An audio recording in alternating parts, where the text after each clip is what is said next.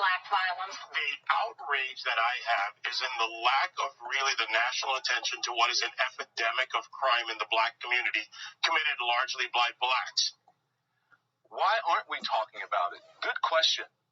Actually, that's not a good question. We talked about it many times on this show and on CNN. It's actually a good deflection, as I've said a number of times to a number of guests here on CNN and also on the radio. David, do not do that false equivalent. That is no, I'm not trying to equivocate, but outrage. Yeah, but listen, crime happens all the time, and because a crime happens, it does not mean that you should shift the focus from what happened here. Let's stick to this particular point. Okay, on this issue then. Thank you. So that's the reason I didn't want to discuss at length crime in the African-American community or how to fix other ills that seem to be plaguing the community in general. But now that the jury has reached its verdict, one that everyone must accept, it's time now for some tough love on the subject. Someone on another network got the chance to go first because I couldn't go during the week. I'm only here on the weekend, so listen to this. The reason there is so much violence and chaos in the black precincts is the disintegration of the African-American family. He's got a point. In fact, he's got more than a point. Bill? Raised without much structure, young black men often reject education and gravitate towards the street culture, drugs, hustling, gangs. Nobody forces them to do that. Again, it is a personal decision. He is right about that too. But in my estimation, he doesn't go far enough. Because black people, if you really want to fix the problem, here's just 5 things that you should think about doing. Here's number 5. And if this doesn't apply to you, if you're not doing this, then it doesn't apply to you. I'm not talking about you. Here's number 5. Pull up your pants. Some people, a lot of them black, gave me flack for saying that recently on the Wendy Williams show. If you're sagging, it means I think it's your self-esteem is sagging and who you are as a person. It's sagging. Young people need to be taught respect, and there are rules. Sagging pants, whether it's Justin Bieber or no-name Derek around the way, walking around with your ass and your underwear showing is not okay. In fact, it comes from prison when they take away belts from the prisoner so that they can't make a weapon. And then it evolved into which role a prisoner would have during male-on-male prison sex. The one with the really low pants is a submissive one. You get my point? Number 4 now is the N-word.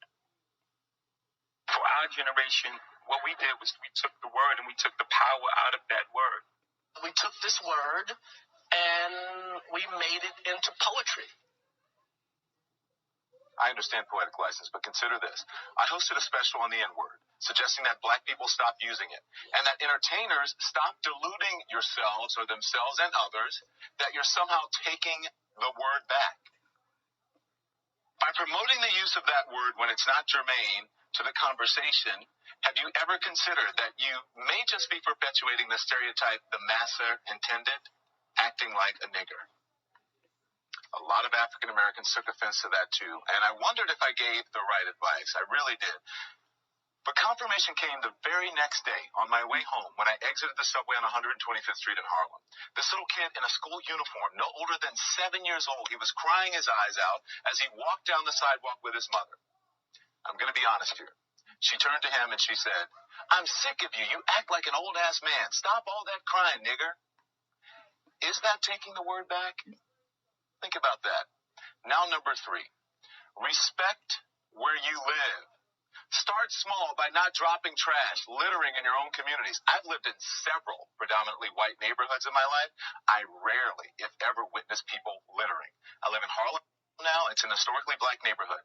Every single day I see adults and children dropping their trash on the ground when a garbage can is just feet away. Just being honest here. Number 2, finish school. You want to break the cycle of poverty? Stop telling kids are acting white because they go to school or they speak proper English.